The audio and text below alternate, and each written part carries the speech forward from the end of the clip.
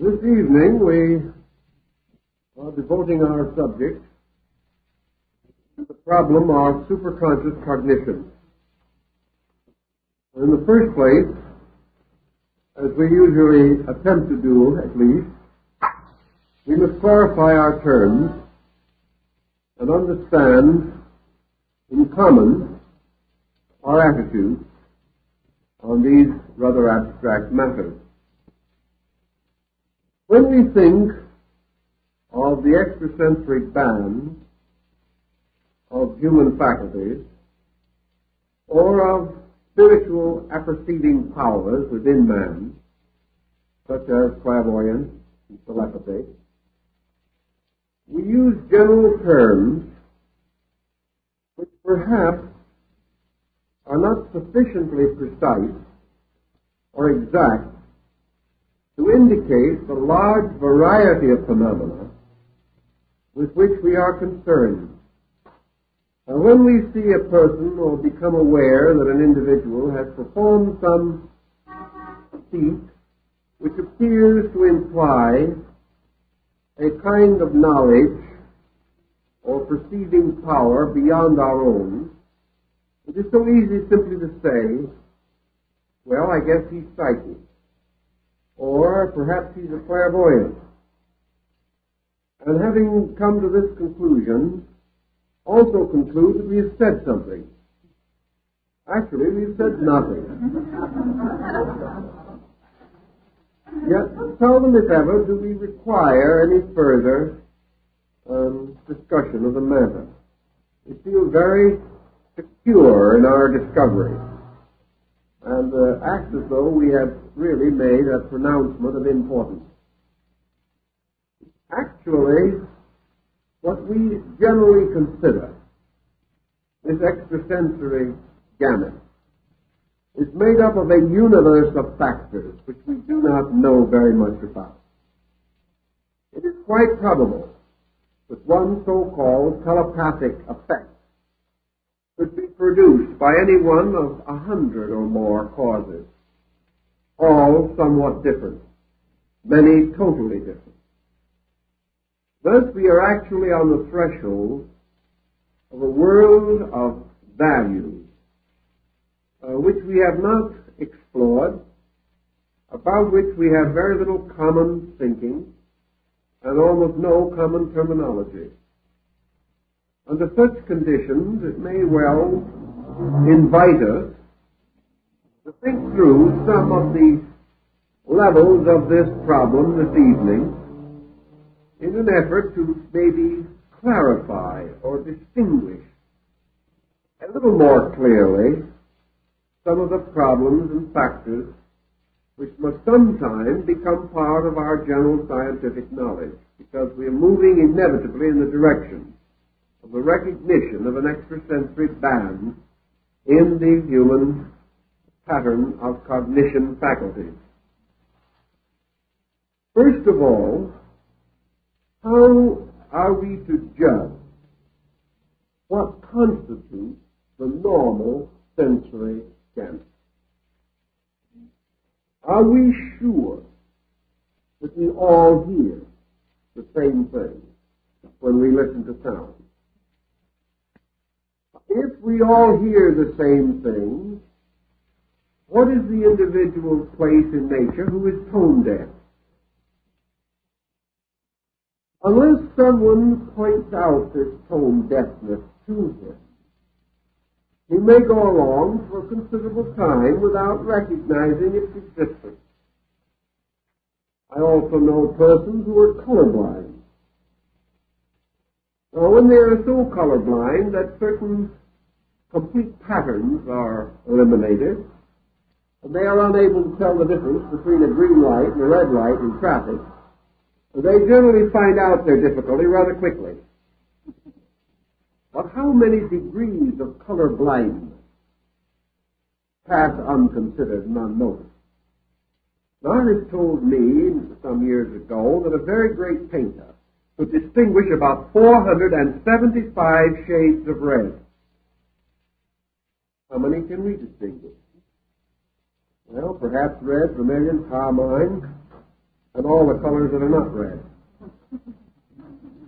How much can we really say our faculties reveal to us? Also, what circumstances might cause faculties to change or be in one way or another distorted? Further than this, how do we know to what degree our sensory perceptions are influenced by preconceptions or by attitudes of our own? We say that persons can develop a blind spot if they do not want to see something. Now, this does not literally mean, in most cases, that they are not able to visually register the object. They may be blind to its meaning, but can they be blind to the object itself? Under hypnosis, yes, definitely. They can be told that a certain object is not there.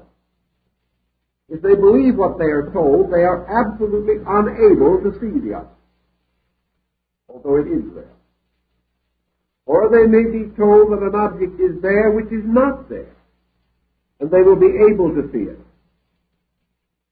Under hypnosis, an individual can listen to music that is not being played and hear it. What is he hearing? The person under hypnotic suggestion who sees the living room rug turn into a mill pond, but take off his shoes and stockings and wade around in the water, what kind of water is it? To him it is wet and cold, but to no one else is it even visible. Thus it we know that under suggestions of various kinds, it is perfectly possible to see something that is not there. It is also possible to see something there which has no existence, or not to see something that has existence. The same of odor, the same of the sense of touch. It is perfectly possible for an individual to feel something touching his body which does not exist, if he is told to, and is willing to believe what he is told. Thus our sensory perceptions are constantly being conditioned by a kind of suggestion. If under hypnosis an individual is told that his deceased relative comes into the room and shakes hands with him, he will see that relative come in and will shake hands with that relative and feel that that relative's hand in his own is just as solid as his own hand, yet there is no one there. We know this is true. Therefore, we know that we can see persons not present. We know we can be made to see animal forms or monsters that are not present. We know also that we can be caused to feel or believe that we have journeyed into another place. And the individual can be caused to believe completely and entirely that he has left his living room and has gone to Paris and is in the elevator riding up to the top of the Tour Eiffel or Eiffel Tower. He can be made to see this, believe it, and know it, and can be caused to be so certain of it that no doubt whatever remains in his own mind. What happened? We know, therefore, that the sensory perceptions can be influenced. And we know that the principal influencing factor is suggestion. We also know that it is perfectly possible for the mind to be influenced by association and fear. The man walking in the forest sees a broken twig or stick on the path, thinks that it may be a serpent, and immediately he sees a serpent. But in the splitness of a second look assures him that it is not a serpent, so he continues on his way. But for the instant, he is fully certain that the stick is the serpent he suspected it of being. This phenomenon is too frequently recorded not to be noticed and recognized. Always then we have some mysterious power which we generally regard as a suggestion power. This can not only affect our thoughts, but it can affect our sensory reflexes of sight, hearing, and sound, taste, and touch. The sense of smell, by which we can smell odors that have no existence, simply by being told that they exist. I've also seen and participated in experiments in which color blindness was instantaneously produced, so that the individual, under suggestion, lost all color consciousness of blue or red or yellow, and when shown an infinite variety of articles, described them without this color. And, for instance, when shown, we will say for the moment that blue was eliminated from his mind. When shown an object of the color of green, instantly identified it as yellow. He lost the blue factor. Doing this repeatedly under all kinds of tests, it would not be possible for it to be fabricated successfully. And there was no motive. So we know that these productions of the mind must be taken under consideration, especially when we are further aware that everyone is constantly suggesting to himself something of that which he desires, or against of which he has prejudices, or about which in some way or other he does not have a completely neutral and therefore factual attitude. The second thing that then we have to also consider is, in addition to this factor of suggestion, the degree of perception interference which we have in ordinary problems of observation. The individual today perceives upon two levels simultaneously. He perceives factually and he perceives psychologically. He sees two ways at the same time. He sees what there is and he sees what interests him. And these things are two different factors in many instances. Is the mind hastening on to a desired perception, seeing what it wants to see, moves along through a series of non-desired circumstances? These are passed with indifference. There is little, if any, conscious recognition that these things have even been seen, and the mind hastens to embrace the object with which it was interested or concerned. The old story of Sherlock Holmes is, of course, one of the classical examples, in which Holmes suddenly turns to Dr. Watson and says, "How many stairs are there leading up to our room in Baker Street here?" And Watson, who had been over the stairs thousands of times, could not tell, because there had never been sufficient interest to cause him to count them. Yet we also know that under suggestion, Watson would know, because subconsciously those stairs are recorded, but not consciously.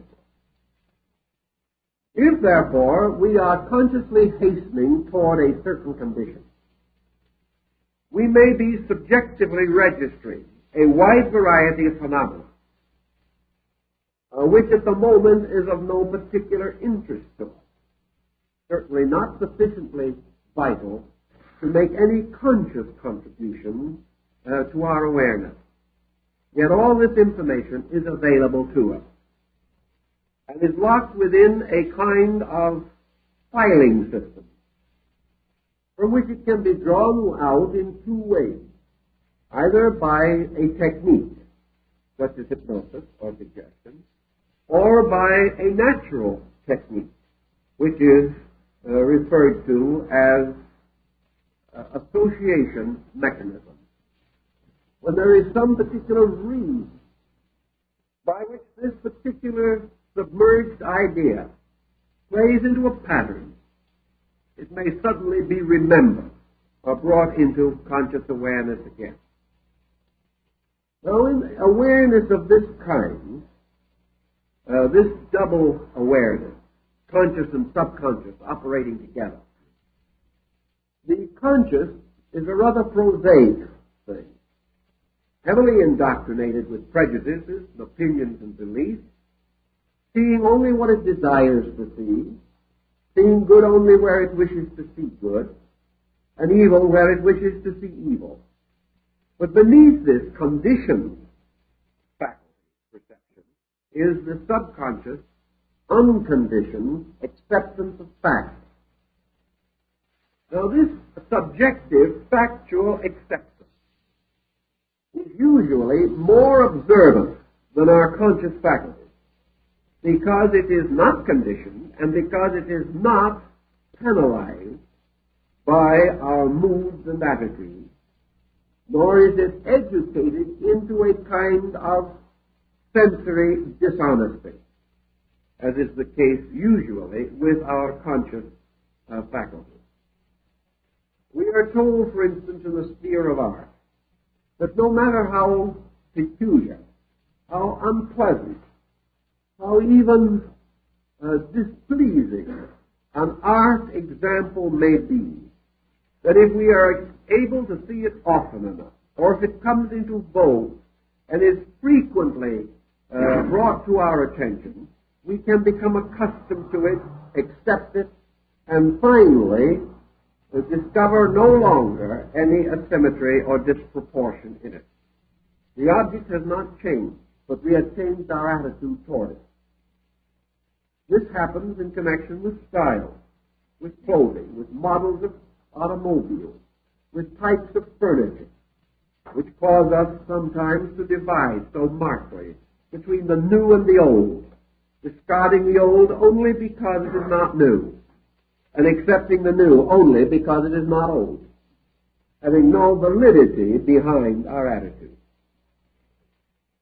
And frequently not accepting the new for some time until we become accustomed to it. Let us then apply this now to animate situations, rather than merely to furniture and houses and roads. Let us say that when we meet a person, we instinctively, objectively, make acceptances and rejections on the level of the familiar or on the level of conscious or semi-conscious association. If this person has tastes like our own, the person is admirable, obviously. If they happen to remind us of someone we like, they have a pleasing personality. If they wear the kind of clothes we admire, they have good taste. If they talk about subjects that interest us, they are intelligent and up to the moment. If they belong to the same club, they're practically brethren under the skin. So by the time we have taken our acceptances based upon possibly a predisposition to like the person, we have come into a very sympathetic and very pleasant relationship. But it is quite possible that the discerning faculties of our inner sensory structure, uncontaminated by our good fellowship, have seen many things that consciously we have not seen at all, have made note of all kinds of little nuances, little phrases and words that mean the opposite to what we think they mean. Hesitation in admitting certain situations that we've passed over, but to these other faculties might indicate ulterior motives. And little by little, these inner faculties have come to a far more complete picture of this person than we have. So if the inner faculties and the outer appearance of judgment come finally to a variance of some kind, we may suddenly get a hunch. We get an intuitive feeling that this person whom we think is so admirable may not be quite as admirable as we think they are. We get a flash of some kind. I had a grandmother that had flashes of that nature almost constantly. Sometimes she was right, sometimes she was wrong. When she was wrong, she always forgot it. When she was right, she always remembered it, and developed quite a reputation as far as her own thinking was concerned as a psychic. She was very psychic. This type of thing is not perhaps quite as ridiculous as it sounds, because it does mean that we get feelings off of people. We know that we have faculties of discrimination better than we use, and that we see more than we know that we see, and hear more than we know we hear. Thus, we do have two levels of judgment. A quick judgment based upon the passing testimonies of senses pretty well conditioned, and a slower judgment arising from thoughtfulness and reflection. And if this slower judgment simply cannot break through at any other time or in any other way because of its meeting a very highly opinionated exterior, it may come through in sleep, in dream symbols, causing us to see episodes or incidents involving these persons whom we have met, and by which something about them that we never noticed becomes highly dramatized. Later, perhaps, we learn that this internal apperception was true, that this person was more like our hunch than our original estimation. We say to ourselves, my goodness, I'm really quite psychic. I just knew this all the time. I just didn't even like to admit it to myself. It's all very wonderful.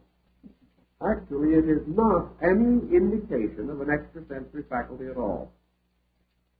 It merely represents the different levels upon which our normal faculties can function.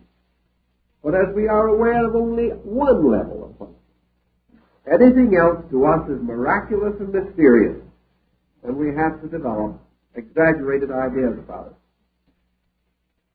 We've already discussed on a number of occasions a point also that is of very great importance, and one which we so often overlook, particularly in matters relating to sensory delusion. Anyone who has had delirium tremens or has developed advanced case of hashish eating or something of that nature, we trust none of our friends are in that group, will record optical illusionary phenomena that is not due necessarily to hypnosis at all, but may be due to hypnotic drugs, such as the peyote coat among our Indians, and the hashish used by the Hassani, or the effects of the assassins in Persia. We do, however, have another example of this that is getting quite prevalent, and we're all getting close to it, and it can sometimes perhaps cause a considerable amount of complication. That is the use of these hypnotic drugs for sedation, for narcotics, and for anesthesia, and also in the terminal stages of advanced ailments. As a result of these uses of drugs, optical phenomena may be experienced by the sick, who are not addicted to any unhappy habit under normal conditions. And we have had considerable record recently of extreme disturbance among the sick due to the use of some of these drugs, by which the most terrible experiences resembling nightmares and the like are reported, involving visual phenomena of a most grotesque or even terrifying nature. Thus, this type of visual phenomena can occur as the result of narcotics and also as the result of certain excessive psychoses within the individual himself. He can force them or cause them to occur in his own life. Without the essential use of hypnosis, it is possible and is recorded that individuals capable of imagination or internal imagery, these rather sensitive persons who can create imaginary worlds within their lives, particularly as defenses and escape from the pressure of externals, individuals who can create phantom lives for themselves through what we call daydreaming. Under some conditions, these phantom lives can be projected into the sensory equipment and can actually be visually animated. Thus, a person we have only imagined might and could very well sometime appear objectively as though in a room with us, a projection by the mind. Now, this projection is not a projection of a form outside of ourselves, but a projection of a mental image within the mental structure itself. And this mental image is placed in the same field that is receiving the image of the exterior room in which we are standing or sitting. Therefore, this image becomes involved in the room. But like a double exposure upon a photographic plate, the image is usually to some degree transparent or semi-transparent, permitting the objects in the room to be seen through and around the image itself. This has often given rise to the idea of ghosts. And there are certain ghosts that are undoubtedly projected mental images, because we can visualize ideas and give them form within ourselves. And this form can be mixed into our visual process so that it appears to be imposed upon a situation or scene outside of ourselves. This means that we can create ghosts. This does not necessarily mean that we create all ghosts.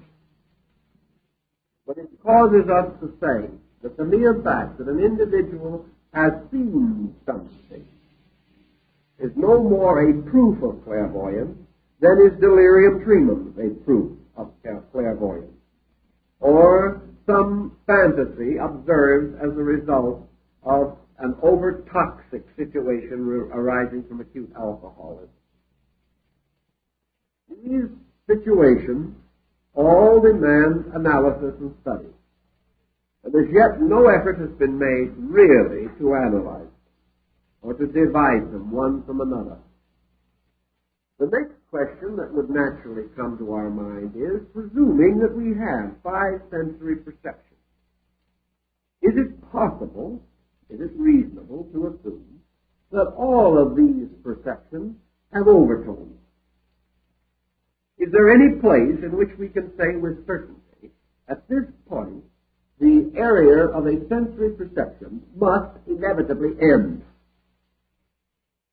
We know that such is certainly not the case with hearing, because various scientific experiments in connection with deafness and semi-deafness have indicated that the individual's hearing can be artificially increased so that he may hear sounds not normally audible to himself or to other persons. We also know that there are certain kinds of high vibration sounds, such as certain dog whistles, which can be bought, which will call a dog and which you cannot hear, but the dog can. There is much to indicate that animals can hear sounds that we cannot hear. And we know that Indians on the reservations have unusual hearing, which is lost to us because of the compensation of other faculties which we have developed. So that one Indian on a reservation down in New Mexico could clearly and definitely distinguish the ticking of a watch in a man's pocket over 100 feet away. He could tell when the watch was stopped. We cannot hear that. It is possible that some animals could hear it. We do not know how acute hearing can be. Nor do we know what it would mean to things that we normally hear if our hearing range came to include things which we do not normally hear.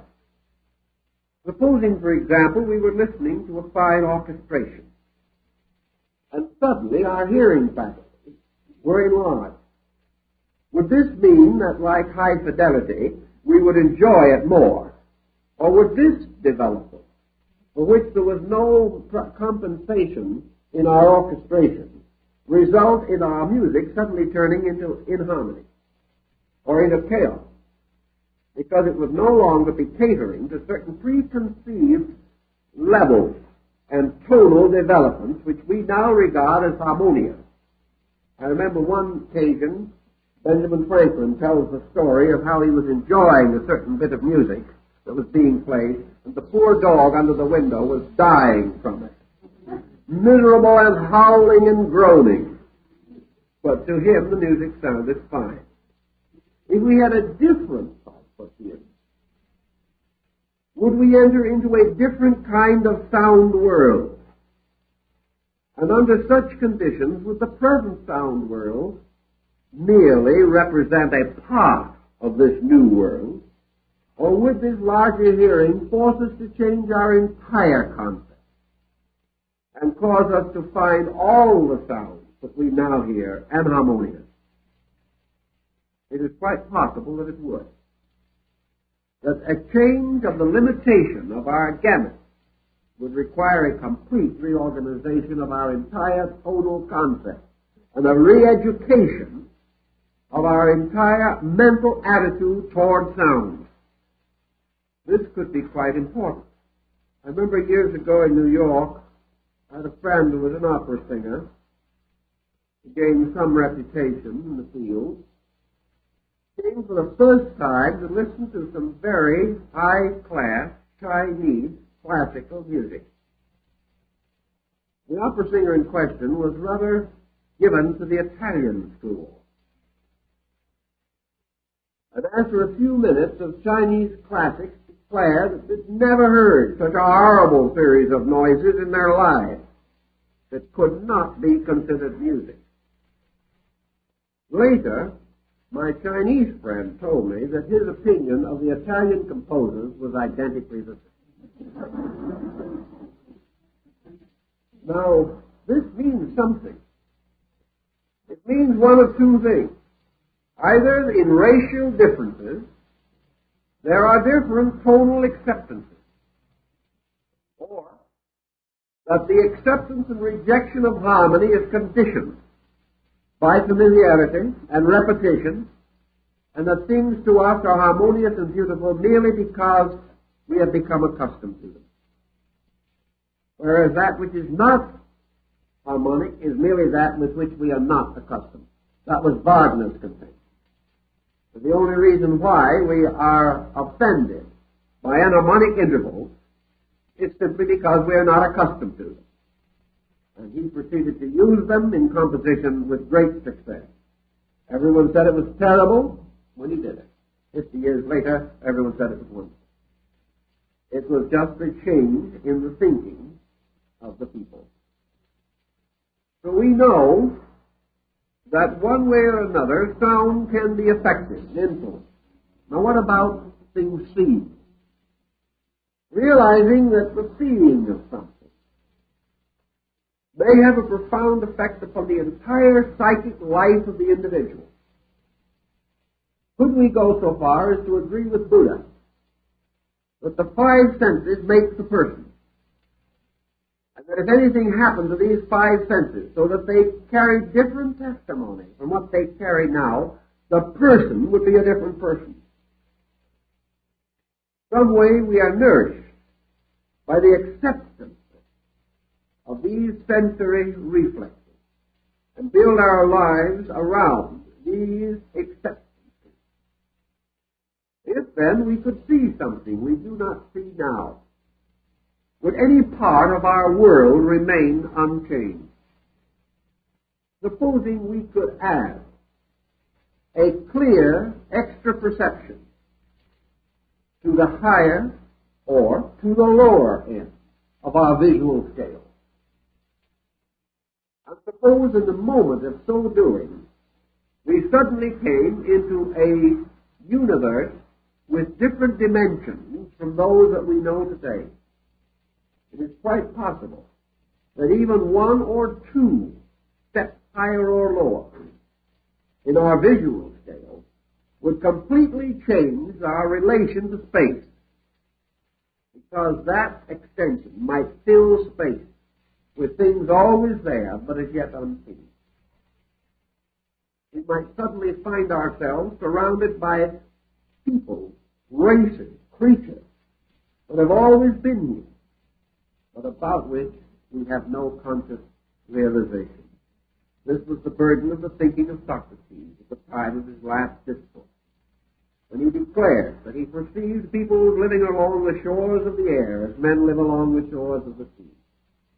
Supposing this universe is populated with many forms of life that we do not know, and that science fiction has a certain basis, then the moment we contacted those forms of life, the moment we contacted levels of ourselves previously unknown, perhaps our entire materialism would fall to pieces, for our way of life is developed from the gamut of our sensory perceptions. Change any of these perceptions, and we change the entire pattern of our existence. For this reason, the question has again been raised.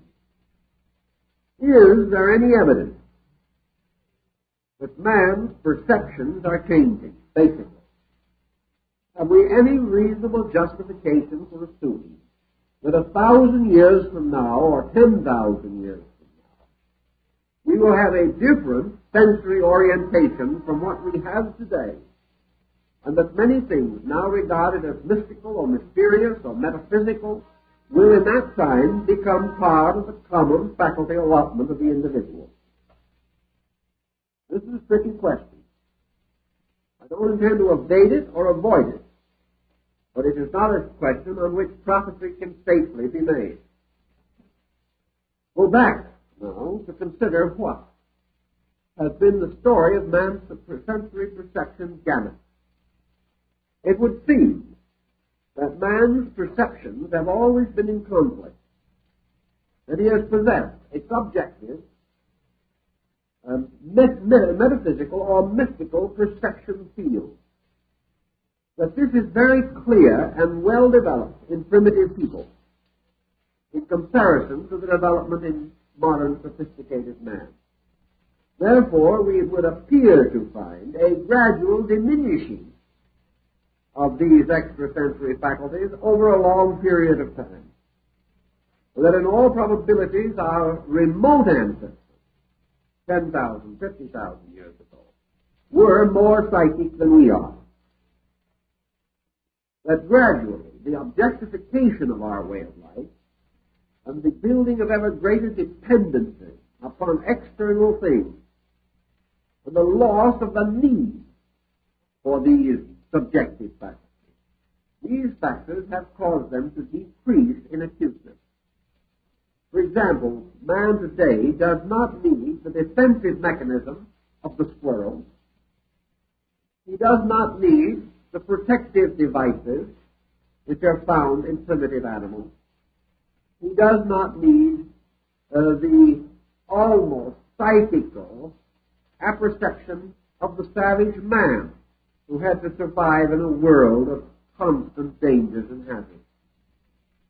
Thus, those faculties which enable primitive man, perhaps, to detect the presence of an animal that was stalking him, these faculties are no longer valuable to him. He is no longer stalked by animals in the jungle. He is now shouted at by television commercials. The end is the same. Both the animal and the television announcement are out to get him. But instead of needing highly sensitive faculties to get the warning, today he must tune the machine down because the warning is so loud he can hear nothing else. So that these sensitive things disappear, and man, generally speaking, appears to be ever less sensitive with the passing of time. On the other hand, man is gradually moving away from this materialistic integration. He is beginning to recognize that he is moving toward problems which he cannot solve. And the pressure of externals is forcing him to search for internal values and resources. So it would seem that somewhere this process of the gradual loss of extrasensory faculties slows down, finally reverses, and that over a long period of time these faculties will be intensified again. For in both cases they were for purposes of survival. Man became materially objective in order to survive in a material world. His material world and his survival here are now hazarded by other factors. These other factors demand subjective sensory awareness. So in all probability, he will ultimately develop it. Whether he will develop it rapidly is a question. But I think the researchers at Duke indicate definitely that in some persons there is an extension of faculty not generally diffused at this time, but present in enough individuals to establish a pattern and to indicate that in all probabilities a degree of extrasensory power is in every person, but this degree remains comparatively undeveloped in many persons. Why it should be developed in some and not in others is still a philosophical problem. But I suspect strongly that it has to do with the focus of the personality in terms of material interest. We know, for example, that most primitive people who were searching for internal cognition or trying to develop superphysical faculties did so by departing from the ordinary way of life, and especially by prayer and fasting. And the entire history of mysticism indicates that the reduction of the food content has a tremendous amount to do with the development of extrasensory faculties. The American Indian proved this. Among your early Christian mystics, this was clearly indicated. And among your great teachers, Jesus, Zoroaster, Buddha, all of these leaders are known as ascetics, but they departed from worldliness and in most instances engaged in extensive fast, as also did Pythagoras. This fasting especially lowers the sugar content in the brain and seemingly results in a clarification of faculties by the reduction of toxins. If, therefore, false visions and delusions arise from toxins, intoxication, clearer vision or clear thought seems to arise from the purification of the body from such conditions as might normally interfere with hypersensitivity. We note also that where individuals suffer from psychic problems, that nearly always we can assist these persons by the regulation of their diet, and that a psychic intensity has to have a certain type of nutrition in order to flourish. A negative psychic condition nearly always depends upon some kind of a diet that is heavy in the wrong type of food, or is deficient in those kinds of foods which have a tendency to prevent sensory experiences of one kind or another. For example, an individual who is having psychic trouble will very often correct the situation almost instantly by increasing his intake of protein and sugar. This means that protein and sugar have a tendency to prevent certain types of internal experience. Now, let me warn you against the danger of trying this in reverse and attempting to develop spiritual values and propensities by dropping these items from your diet or restricting them. If you try it, you will get into trouble. Because the individual, unless he has certain basic groundwork, cannot orient himself in any of these situations. And nearly always, your so-called extrasensory gamut comes as a very serious problem into the life of the individual who attempts to cause it by any artificial means whatsoever. Only when it is the inevitable consequence of normal functions or patterns long established can it be endured. And we warn seriously against any effort to experiment with this type of thing. It is not good, because it represents, as in the case of your mystic and ascetic, your ancient holy man, your priest and your prophet, a kind of dedication of the total life that has nothing whatever to do with dabbling or experimenting in the term that we use today. But now we have exhausted another possibility which explains certain phenomena with which we are concerned. Psychology has taught us the importance of remembering that a large part of man's psychic life is influenced by the happenings of his early life. We are, many of us, influenced, therefore, by modifying conditions in our own early lives of which we have no conscious memory.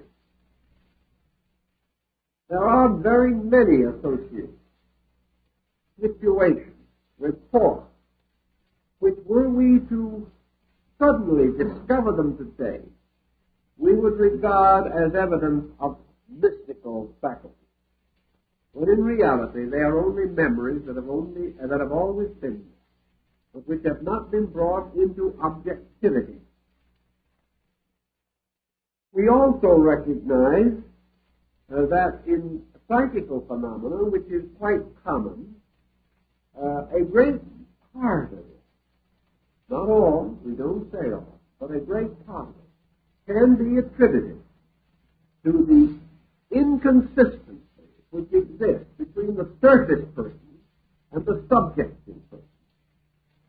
500 years ago, the four faces of Eve would have been treated on the steps of the cathedral as demoniacal possession.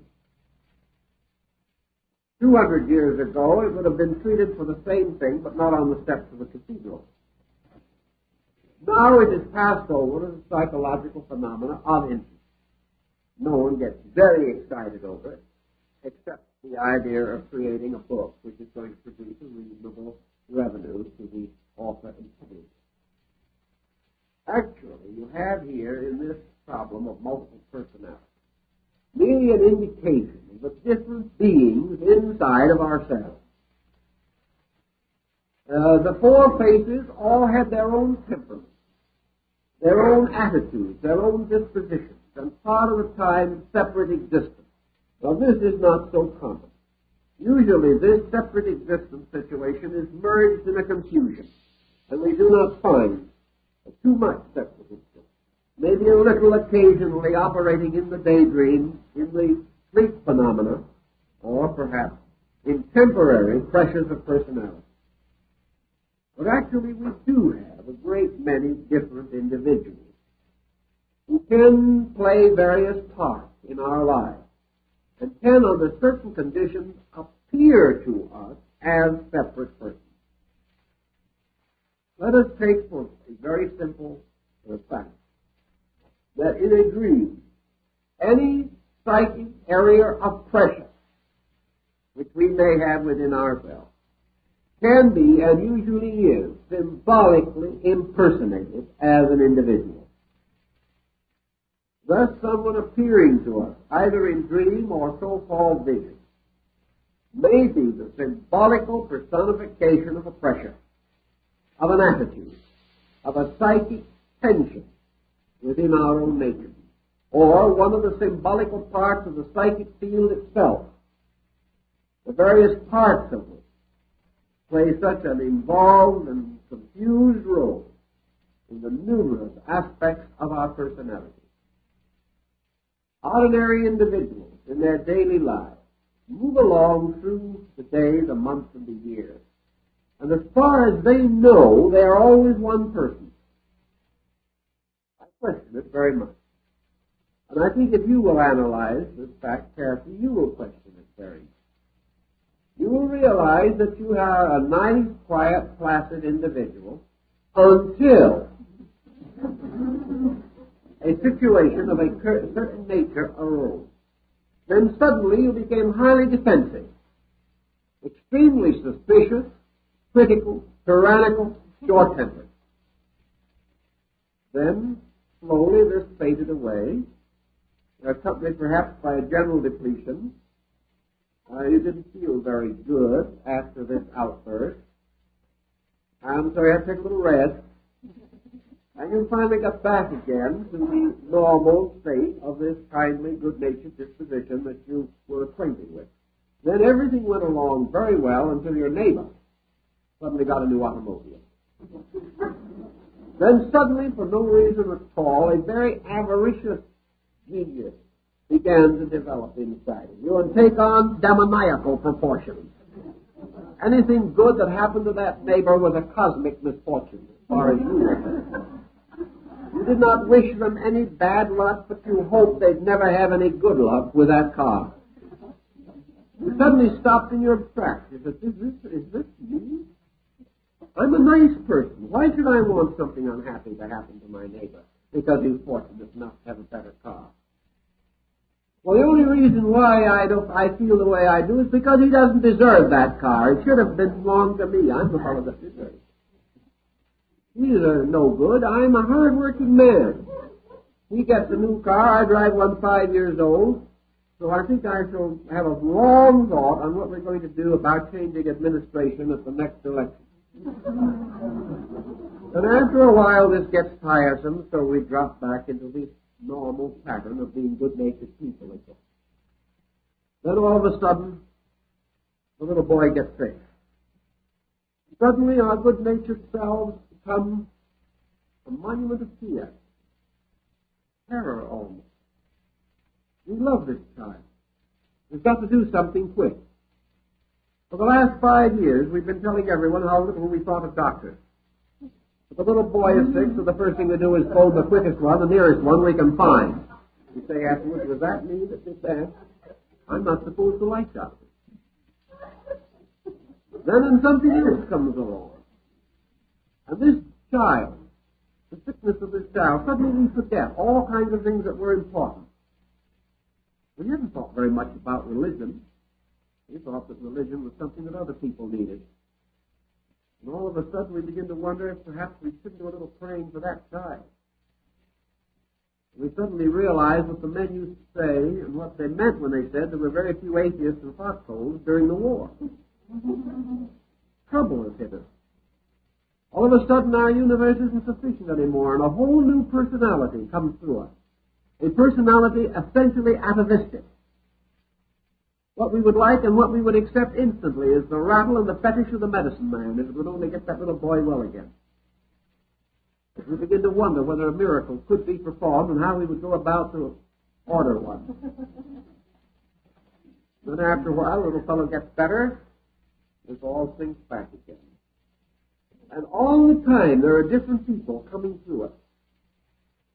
Under every different type of stimulation or association mechanism, something else comes out. It has been there all the time. The nasty temper fit was there all the time. We had such a nice disposition. Fear was there all the time when we were perfectly sure of ourselves. Envy was there when we were perfectly contented. All these things are there. Now, when they start moving out, as though someone lifted the lid of Pandora's box, we come face to face with ourselves as we have never known ourselves. And under such conditions, we may be excused if some of ourselves remind us a little bit of some of the imps of perdition that we've read about. Could we be this way? Or are we obsessed? Has some demon taken possession of us? Back in the Middle Ages, it was very easy.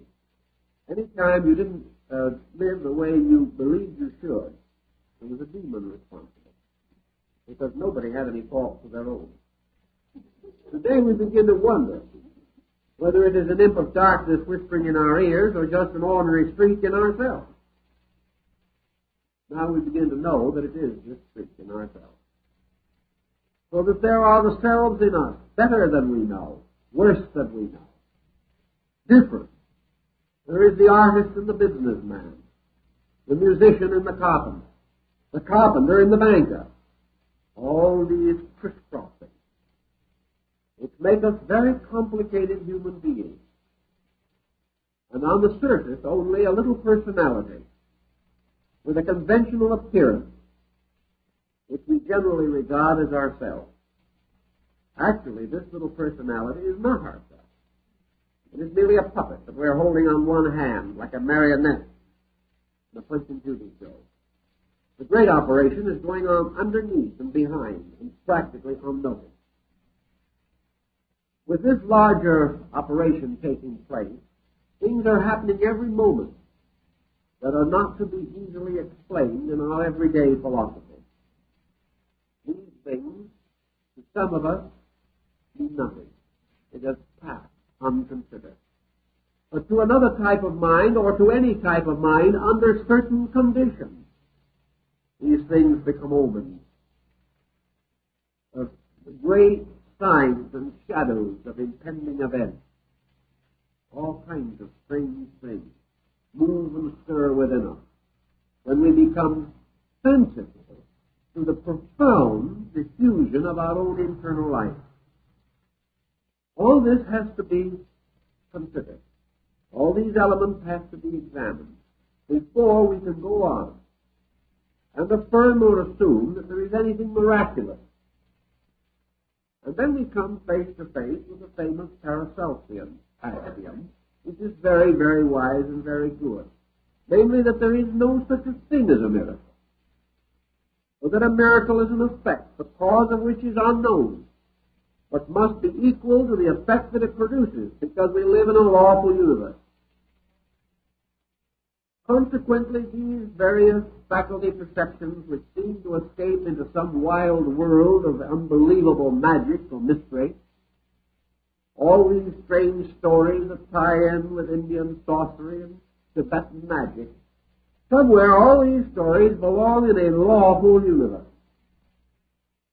The moment we lose orientation of lawfulness, we begin to slip into a strange miasma, which will quickly intoxicate us, demoralize us, and totally disintegrate and destroy our sense of equilibrium, common sense. Expand or extend so-called natural faculties. And that most so-called supernatural powers are natural powers which we do not understand. And that gradually these natural powers, because they are natural, will have their normal and proper growth and development. And each one will usher us into a kind of world suitable to itself and give us a participation in value or problem beyond what we know at the present time. The principal problems that we face today on a so-called extrasensory level have therefore been taken up by a group like Dr. Rhimes and his associates at Duke, and they have advanced almost a common answer to everything. Now, we're always a little afraid of these pat answers. when we have one answer for everything, we begin to pause for a moment. And remember that we have not yet cured the common head cold. There is no proof that any solution is a total answer. But along comes the Duke group with the concept that what we might term a kind of telepathy is actually the solution to practically every form of so-called extrasensory perception. That mental transference explains psychism, explains mediumship, explains clairvoyance, and that practically every problem that appears to imply an extrasensory situation can be solved on the basis that man does possess a faculty of picking out of the minds of other persons certain leading thoughts or ideas. So we have thought transference, which 100 years ago was considered itself a form of magic. Today it is beginning to take on the respectable appearance of a probability. We are now gravely suspicious, particularly as the result of development in radio and television, that it is quite conceivable that man does possess a receiving set within himself which can react to energies moving from the mental and emotional fields of other persons. That it is, therefore, quite possible for us to pick things out of other people's minds. It is also true in most cases that we do not know that we are doing this, that the process is not yet voluntary, that we may not even know whose minds we are picking these things out of, nor are we in any way certain that they have to be contemporary minds. We live in a world of minds. We know that it is perfectly possible to go to the archives of a motion picture studio, get out a film that was made 20 years ago, and run it again. We also know perfectly well that vibration never ceases.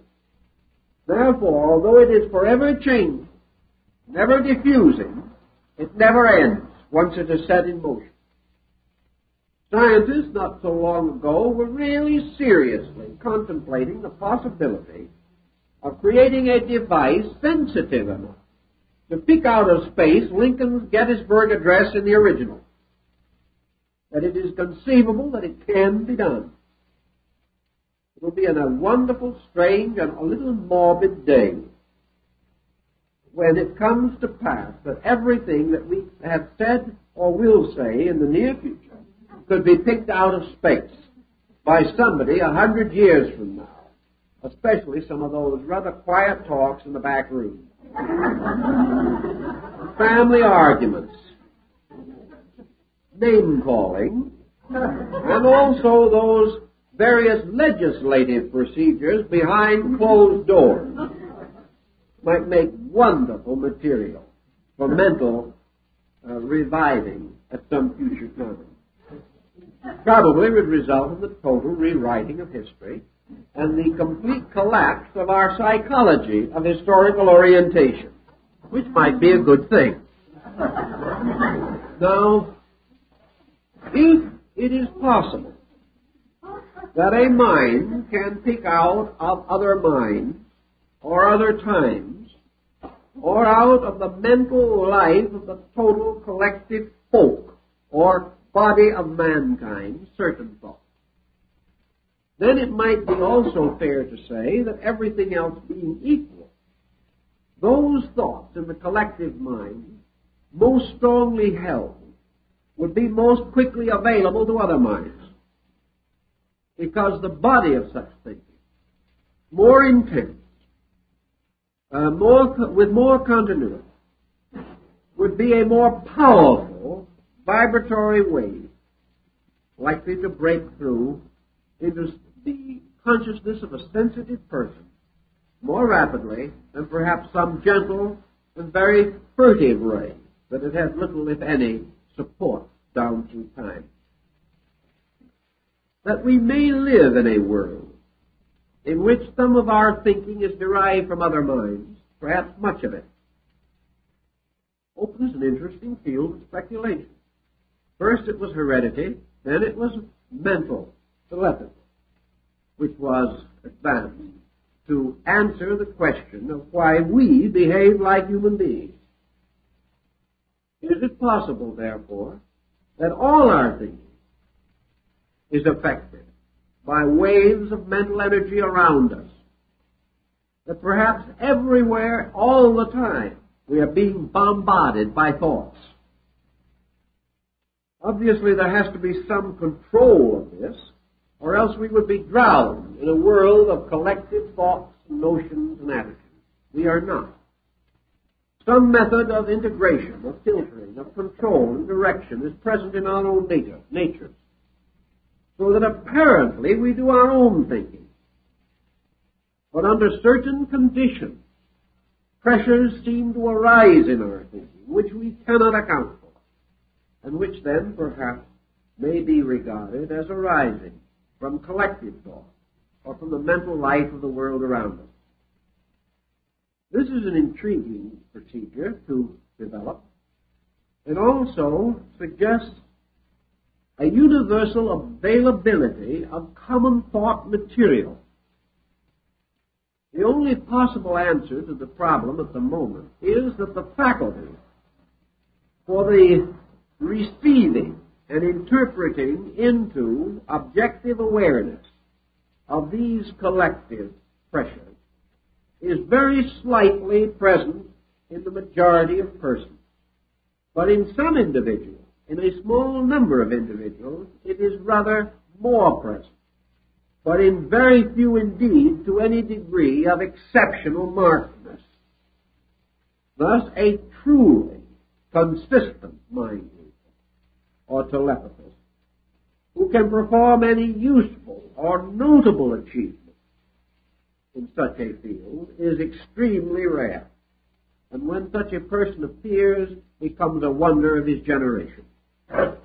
Yet that such a person can appear, there seems to be no doubt. Therefore, he is either a freak, an anomaly of some kind, or else he bears witness to a law. And as we are inclined to believe that there are no accidents and no real freaks, and that all things pertain to law, there must be an explanation for such a person. This explanation may force us to accept ultimately that such a faculty is latent in every human being.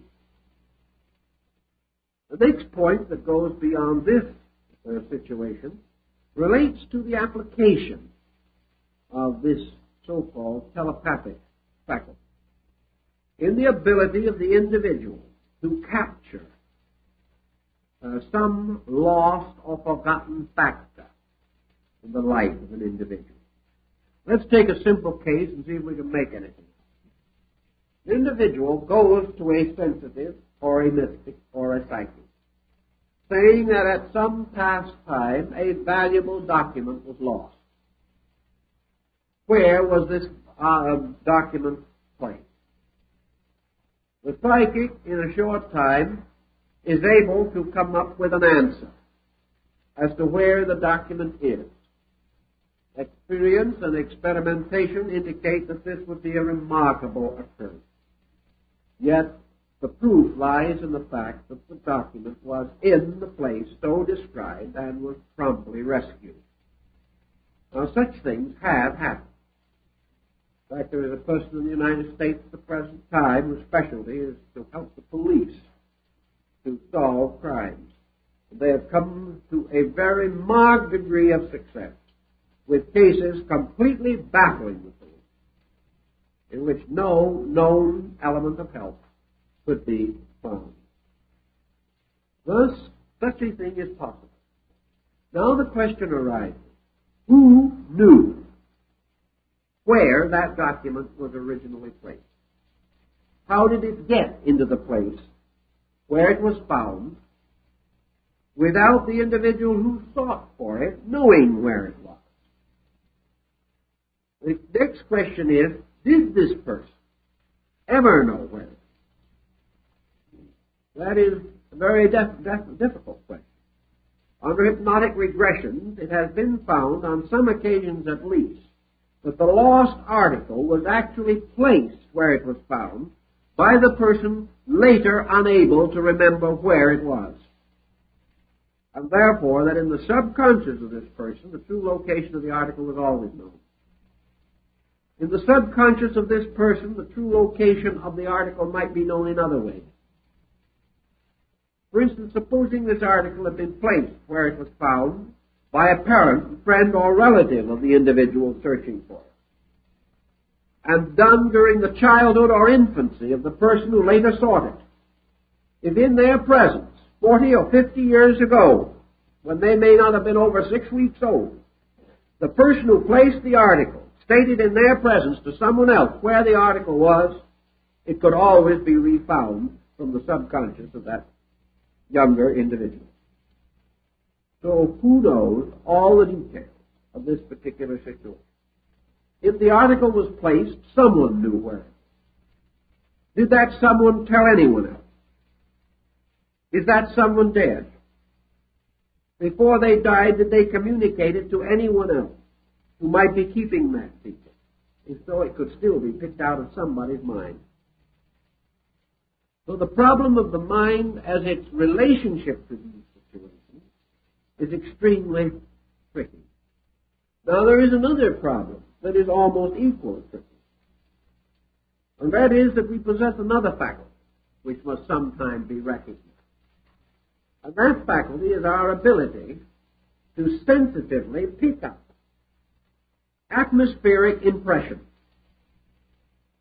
This is generally called psychometry, or the ability to recover impressions from objects, articles, or places. Such faculty does exist, although also very rare. It is perfectly possible to place a glass of water in a room, that 100 people walk through that room within 24 hours. A psychometrist sufficiently gifted can then take the glass of water and describe every person.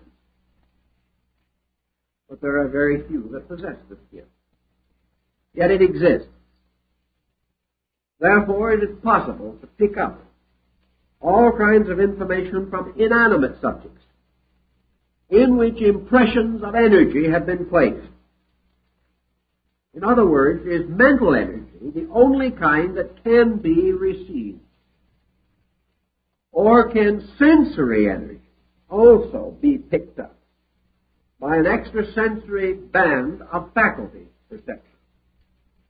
Can sound made in the past be heard again through a retentive power of our ability to hear? So through all of the sensory faculties. This is again a good question. We do not know the answer conclusively. But we do know that during World War II, a certain person received a letter from a very close relative in a German concentration camp. It was a little note, very little to it, sent through the Red Cross, which permitted only the signature of the person, and that he might X 2 or 3 statements such as, I am well, or I am not well, or I am in need of something which the Red Cross might permit to be sent through. Very little could be placed upon this piece of paper, because it was a concentration camp note. This note was received by the nearest of kin of the individual in the concentration camp. This nearest of kin, believing their relative to be dead, was overjoyed to find out that the person was still alive. And in their almost completely subjective delight over the matter, took the note to bed, this little card-like note, and went to sleep holding this in their hand. In the middle of the night, they awakened with a tremendous experience of visualization. They saw the concentration camp. They saw that friend or relative. They saw the kind of a place he lived in. They saw the number of windows, the shape of the doors, every part of this building, and several other persons close to the individual. A careful note was made, and by an intuitive procedure, though now awake, the person holding the note made a sketch of the detail of the concentration camp they had seen. Later, this was compared with an actual photograph of the camp after the war was over, and agreed in every detail. And apparently the only contact was this note and the intensity of the individual. Thus we may assume that something which Paracelsus called an effluvia, or energy, containing something susceptible of impression, was certainly communicated. There are many cases in which primitive medicine priests, witch doctors, voodoo doctors, have been able to take photographs of persons, and taking 10 photographs of unknown persons and spreading those photographs out in front of them, move their hands over the surface of the photograph and call out each one who is already dead. Because they said that the photograph itself carried some kind of a vibratory relationship to the person. Most primitive people will not allow a likeness of themselves to be made because they fear sorcery. These things we do not believe in general, but we do not explain them. And research such as has been carried on in a few groups in this country and in Europe would seem to indicate that there is every reason to suspect that there are energy fields which can be contacted. Also that there are persons called sensitive who are born with a somewhat more acute development of certain faculties, often accompanied by an inferior development of some other faculty, who are able to become more conscious or more aware of this extrasensory gamut than the average individual. But that this does not mean either magic or sorcery or the presence of some extraordinary mystical attribute. It is simply that we live in a world of dimensions and powers and faculties and propensities, most of which are unknown to us. And we have been so busy trying to prove there were no more than what we know, that we have gradually worked ourselves into a situation in which our natural growth is beginning to reveal energies and powers for which we have no explanation, because we have not attempted to create rational explanation for these things. Now, it would not be fair to go on in this direction without pointing our entire thinking to certain other values, which are certainly close to our consideration. From the scientific and the psychological and the study of the extrasensory field as it is now being explored by a few progressive scientists, we must go on to our philosophical and religious field, where to a large measure our deepest concerns would naturally be. Does man possess these faculties of true knowing, by means of which it is possible for him to rise from the level of sense and opinion and approach a state of clear insight, or clear voyance, or clear seeing, by means of which error can be overcome in his own contemplation of life? Is it possible for man to have the direct experience of God? Is the mystical experience a bona fide spiritual experience, or is it a psychological experience? Is it possible that man can develop and intensify faculties of inner living and inner thinking by means of which he can become aware of a spiritual world beyond the one in which he now exists. Is this a kind of positive overtone of spiritualism? For whereas spiritualism consists of communications, at least so assumed, between the living and the dead, is this other thing man's ability to experience a living participation in a world beyond the one in which he now lives? I believe that the first approach to this lies in the records of antiquity.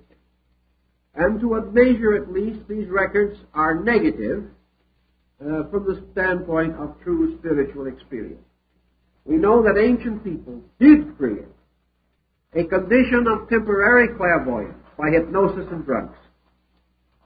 We know that they were able to cause persons to have the experience of leaving this kind of world that we know and coming into another kind of world, entirely apart from anything that we commonly experience today.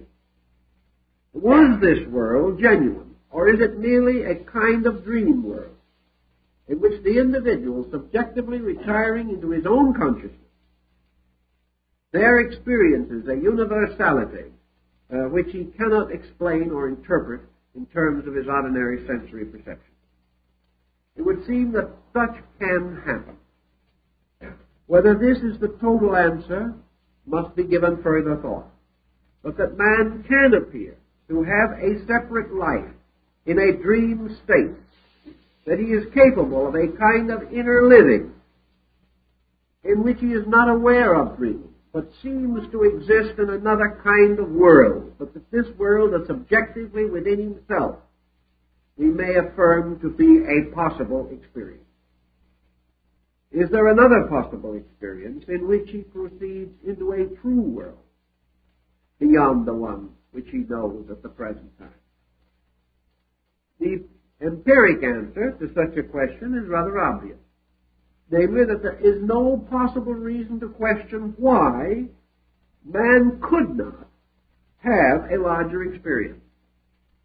To deny a larger experience is to empirically deny the possibility that there are things around us and with us at all times which are not within the range of our sensory perception.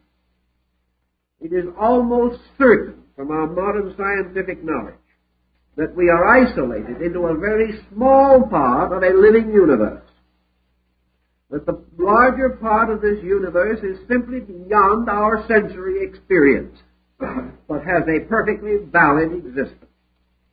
Anything, therefore, which would cause a sudden and dramatic repolarizing of our sensory experience, or make available to us faculties or perceptions not now generally available, could well launch us into an entirely different kind of world. That this kind of world might be, in some way, reminiscent of the kind of world that has been observed by mystics in their dreams and visions is not impossible. For it is quite possible that these dreams and visions actually represent attunement to a sphere beyond our common experience. Thus, there could well be a universe of races, types of life, degrees of advancement, and achievements and attainments that we simply do not know anything about. It is also possible, as has been pointed out, that under certain peculiar situations, the individual might have a temporary glimpse of such a larger universe. There are several records in classical writing, such as the vision of Scipio and others, of persons brought close to death or believed to be dead, or in a state of suspended animation so complete that no pulse was to be found in the body at all. Yet this person did revive after having been pronounced dead. Under such conditions, these persons frequently report experiences which occur. And it is interesting to note that usually these reports are similar, if not identical. Therefore, it is quite possible that they bear witness to a dimension of faculty perception made available to us by the separation of consciousness from body. Therefore, that the obscuration of consciousness or faculty by body is one of the reasons why the gamut of our senses is so limited. That it is the bodily structure through which the senses operate that restricts them to the narrow field which we recognize. Therefore, that the separation of consciousness from body may also release faculties from material restriction and permit a larger area of faculty receptivity. That consciousness may well survive death is now a greatly considered point. And whereas in the past this was held to be purely religious, it is now held to be quite possibly scientific by a number of our more prominent thinkers. Thus we are moving toward a little different attitude on the whole problem of our spiritual life. Almost all systems of religion and philosophy have used certain disciplines in order to refine the lives of disciples and initiates for the attainment of the internal experience of the presence of God or truth. Most religious groups are able to produce examples of individuals who were so illumined and in whose lives marked and marvelous changes took place which cannot be normally accounted for on the level of ordinary conduct. Thus Christianity has its St. Francis of Assisi. It has its St. Buenaventura. It has its mystics. It has its prophets. So have the ancient Testament. So have other people of every part of the world. And these mystics all maintain the validity of an inner kind of vision and declare that by means of this vision, the uncertainties and non-tranquilities of material life were removed, and that a new assurance, a new security, and an irresistible impulse to virtue, all these were bestowed by a dynamic experience of personal consciousness. What this personal experience is, this mystical experience of Havelock Ellis, perhaps we may not be in a complete position to say. But one thing we are reasonably certain, that it is either the nearest to reality that man can achieve, or else it is the most glorious of all illusions, an illusion which transforms life from mediocrity to magnificence, and as such is itself worthy of cultivation.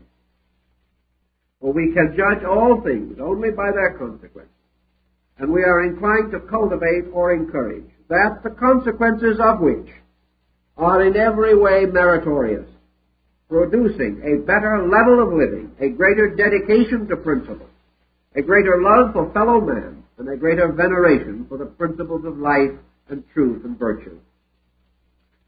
Thus, regardless of our approach, we have the common opinion of all men in the reverence of many and in the actual experience of a few, that there is a group of powers, faculties, or energies resident in man, by means of which he is able to actually transcend his own humanity, arriving or ascending to a place in which is superior to that commonly inhabited by his reason and his emotions, where he is capable of a transcendent concept and experience of life. How then might we say that such a situation could be produced? We can go back to our original premise, namely that in all probability our sensory perceptions are limited by the bodily vibratory rate, by means of which our external personality, having attained to a certain degree of organic development, becomes the blinder or restrictor of our vision, holding our sensory reflexes to a certain level and giving us only a gamut within which we can function. All of our philosophies are agreed upon one point, namely that the refinement of man's own organic nature, the gradual sublimation of his intensity, his psychological, spiritual, intellectual maturity in this case being released from unreasonable pressure and intensity, freedom from ignorance, release from superstition, complete overcoming of fear, and the gradual integration of life in a strangely calm, orderly pattern of conduct. In other words, the removal of pressure. That the individual in a completely relaxed condition is in this condition most likely and most able to penetrate through the pressures which normally restrict, limit, and even hypnotize his sensory perception. Buddha takes the position very firmly that what we would term man's apperception of divine things is prevented solely by his dedication and his psychological allegiance to human things. Therefore, that as long as man's mental energy is defending his humanity, it will continue to obscure his divinity. If, however, man releases himself from his ego pressure, releases himself from all of the circumstances by which he binds his consciousness totally to his own objective life, then and then only is he able to allow consciousness to flow naturally or to reveal naturally its own universality. Most of our greater mystics have assumed that man possesses a spiritual organ of perception, that this spiritual organ of perception perceives or accepts into itself a spiritual experience and is capable, not only by sight alone, but by a magnificent compound of senses, an apperceptive total experience, that it is capable, therefore, of accepting the total impact of total life within its own structure. That this faculty is a kind of synthetic faculty, that it is composed of the 5 faculties that we know plus 2 we do not know, and that these together, forming a sepsidus, constitute man's capacity to accept into himself the pure impulse of life or God. That this impulse of life or God, having been accepted into his nature, is immediately conditioned by his personality, and when brought through into his objective awareness, will always be clothed completely in his own expectancies. If he believes a certain thing, his experience of truth will be in the terms of that thing. And for this reason, any individual who has an experience cannot be convinced by another person who has had a contrary experience that both can be right. Each person assumes that his own experience must be the true and valid experience for all men. He does not realize that the way in which light comes to him is determined by his own capacity to accept light, and by the specializations which exist within his own preconceptions. Consequently, as your Eastern mystic points out, always these mystical experiences take symbolic form, except in the case of the individual who has completely transcended the symbolic process in himself. The individual who has achieved the complete suspension of ego, so that he expects nothing, requires nothing, demands no form, shape, condition, or kind of experience, and does not have to interpret this experience in any ordinary familiar symbolism. Only such a person is capable of a pure experience, and this is extremely rare. The formless acceptance of God, the acceptance of deity totally, a complete possession by God, without qualification, condition, or modification, in which this God has no appearance, no humanity, is bound to no gospel and no creed, quotes no scripture, but is simply present as a total life, indicates the emancipation of the individual from any and all conditioning attributes. The purpose of your old mystery instruction was always to reduce these conditionings so that the individual could come closer and closer to this pure experience, which is the pure validity of experience. Wherever this pure experience comes, it is formless, pictureless, and comes as a complete clairsentience, a complete awareness without any center of awareness, a simple overflowing of life into that person, life, consciousness, and being moving in upon this individual from every direction, carrying with it only the total effulgency of its own significance and its own sufficiency. No condition of any kind. As such an experience naturally cannot be communicated to anyone else. It cannot be adequately formulated mentally, and any effort to reason upon it, to think about it, to pass judgment on it, annihilates it. It cannot be named, nor can it be analyzed. It must be merely and completely accepted as it is, as a total experience, totally apart from any limited or personal adjustment that we might have. Now, our philosophies and religions affirm that such an experience is possible. We have no scientific data to the effect that it is not possible. The only answer lies in the fact that it represents a level of cognition as yet not available to the majority of persons, but not an unreasonable extension of another kind of cognition which we all experience constantly, and also for which we have no name. And that is the experience of sudden comprehension. We are studying something. Let us take, for example, for this purpose, the study of language. To give us a good example of the point. We're going to study a foreign language. We're going to study German. English is our tongue. So we start and we learn the German pronunciation of the letters. We begin to study the structure of German verbs. We begin to ponderously attempt to pronounce certain mysterious, dotted German tones, which are to the non-German quite confusing. We begin also to adjust ourselves to the fact that gender is a strange animal in German, and that we never know when we look at a table or a chair or the ceiling or a book whether it's male, female, or neutral. These things are very confusing. So we proceed to try to learn German, thinking English.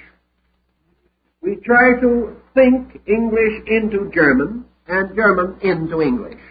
And we go along like this, lame in our meaning and our method. But we do stay with it, with everything that we have. And suddenly, without warning, suddenly we seem to move onto the opposite side of the fence.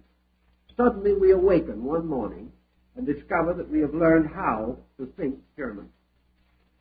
From that moment on, the language just goes along beautifully. And we have the language. We have it the moment something happens, which is a kind of little illumination inside of ourselves, a new orientation. And up to that point, we're in trouble every minute. From that point on, the trouble ceases, and it is only a matter of increasing vocabulary and gaining increasing familiarity. We have mastered some mysterious thing inside of ourselves. Now, the same thing happens constantly in living. There is a kind of comprehension, the kind of comprehension that suddenly makes a man who has a lot of tools into a carpenter. Something happens. Or the individual who has a number of brushes and some canvases, suddenly, after a certain amount of discipline, a certain amount of integration, suddenly feels himself an artist. Until that happens, he cannot accomplish a great deal. This has to come. And it comes through certain awareness, certain experience, certain patience, certain familiarity and repetition until this thing happens. Well, this is the principle about which most of your great religious systems have developed their concept of illumination. It is that in a certain situation, after a certain effort, a certain consecration, a certain dedication over a period of time, there is a sudden burst of light from within the consciousness. It suddenly knows or grasps these factors with which it has previously labored as a thing separate from itself. When it accepts them into itself, you have this mysterious thing. It has accepted them into itself. It has intuited them.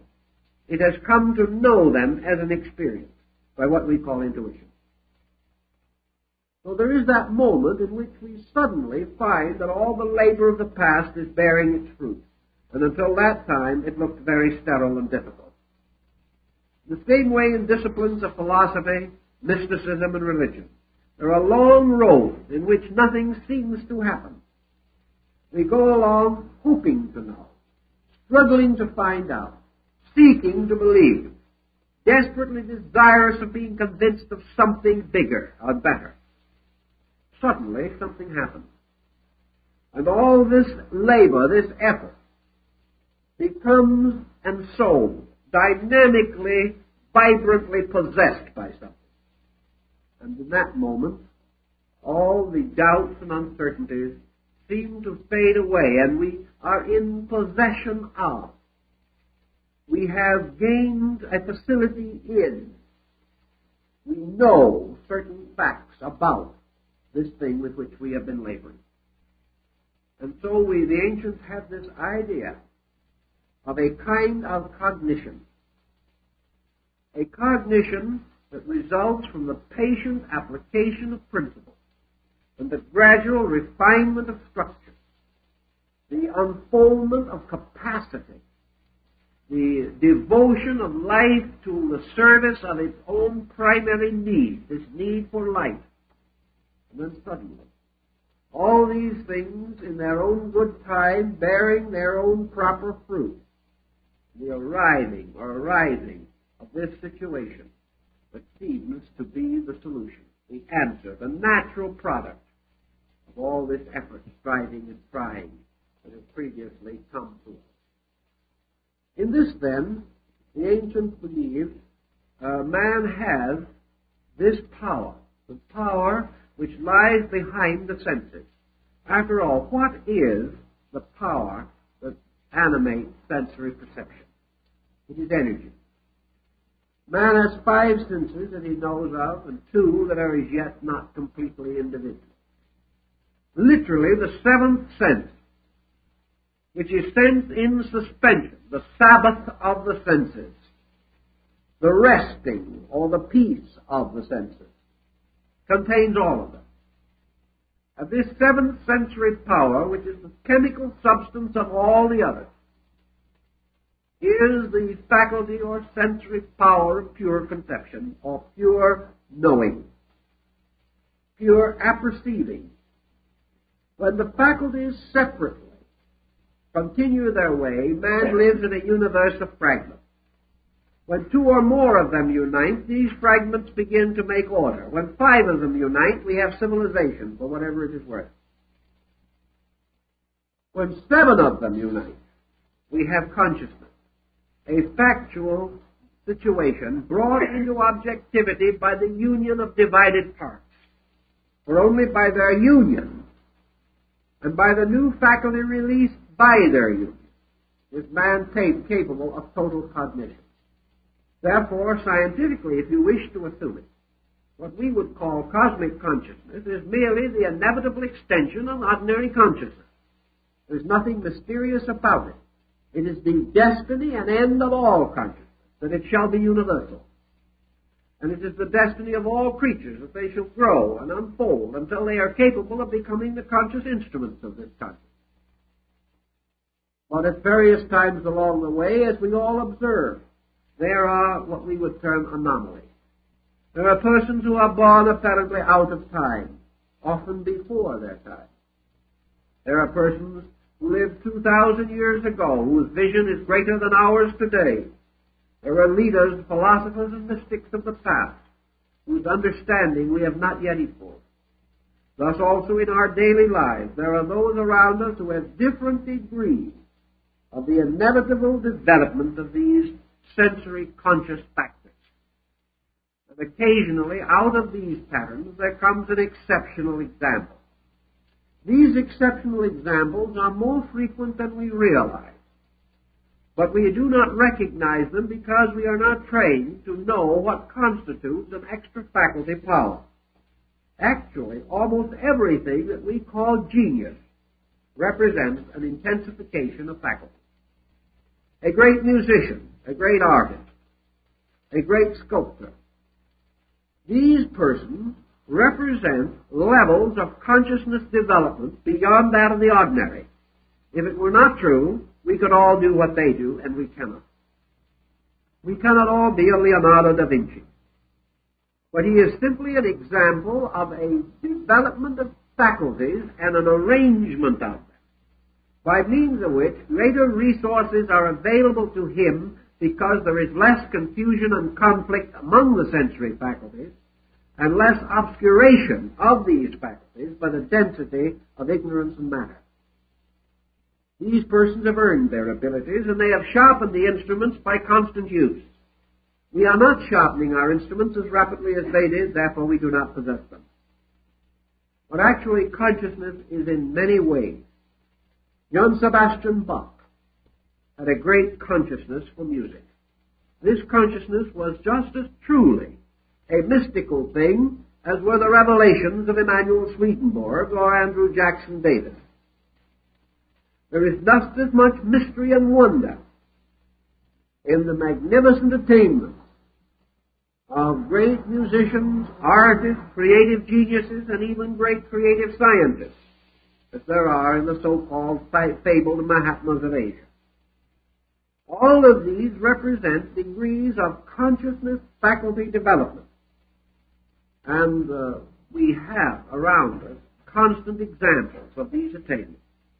If these attainments move particularly and directly into philosophy and religion, then we think of these persons as prophets, sages, saviors, world teachers, and regard them as essentially different from attainment in other fields.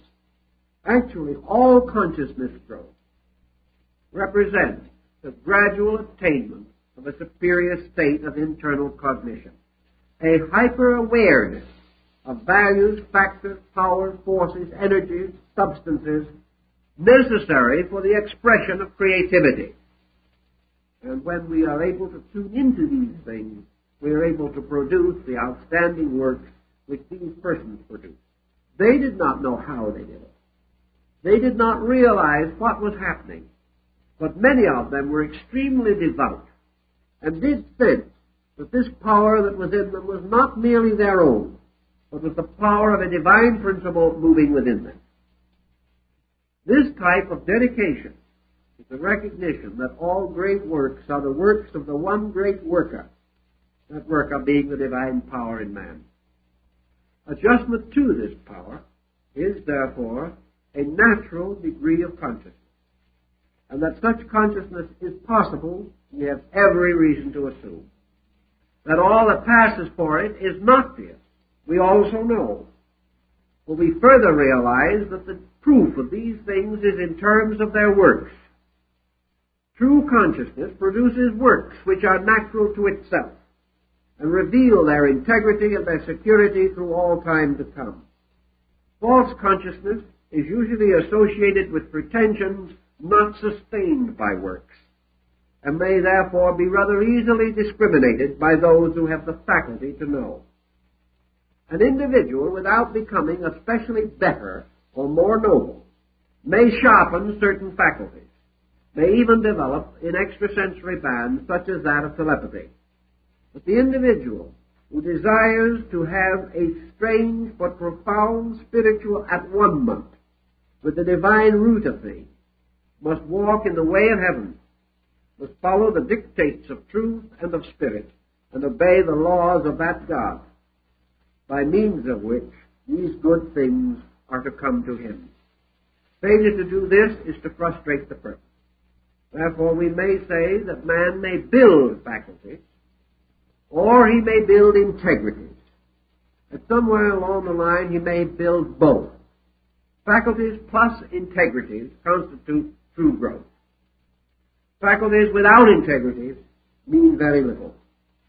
Therefore, the problem is always that the growth of consciousness comes through the actual growth of the being, the total growth of its resources, its dedication, and conscious devotion to principle.